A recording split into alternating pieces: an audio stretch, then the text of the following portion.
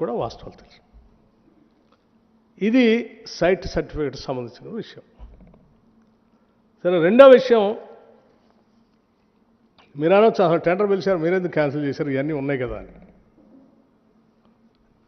కానీ నేను ఆ రోజు చదవడంలోనే రాష్ట్ర ప్రజలకు వాస్తవాలు తెలియకుండా దీన్ని ఎట్లా కంటిన్యూ చేస్తే ఇంకా అడ్డగోలుగా అభియోగాలు ఊహించుకోవటాలు మొదలైతే ముందు అది ఆపేసి వాస్తవాలు చెప్పేసి పరిస్థితులు ఇది ముందు క్యాన్సిల్. ద రీజన్ ఆల్సో నేను చెప్తాను ఎందుకు క్యాన్సిల్, అంత ఎమోషనల్గా నేను సింగరేణితో ఎందుకు అటాచ్మెంట్ ఉందో కూడా చెప్తాను నేను వైల్ కంక్లూడింగ్. దీంతో పాటు ఇంకో కండిషన్ ఇంకోటి కూడా రాశారు వారు, ఎవరు, హరీష్ రావు గారు. Simultaneous Singareni long-standing practice of bulk diesel procurement directly from IOCL was discontinued, and the responsibility of diesel supply was shifted to contractors. ఎవరు షిఫ్ట్ చేశారండి? సరే, ఎవరు షిఫ్ట్ చేసినా కానీ డీజిల్ అనేది, కోల్ అనేది జిఎస్టీ మారక ముందు ఒక విధానం, జిఎస్టీ రేట్లు మొన్న రేషనలైజేషన్ చేశారు కదా, చేసిన తర్వాత ఒక విధానం.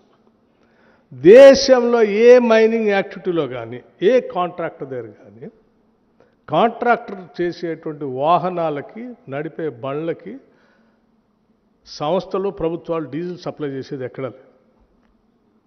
కేవలం సింగరేణి ఒక్క దాంట్లోనే నడుస్తోంది పాతకాలం నుంచి. దేశంలో ఎక్కడా లేదు, మరి కోల్ ఇండియాలో లేదు, ఆడలేదు, ఏడలేదు.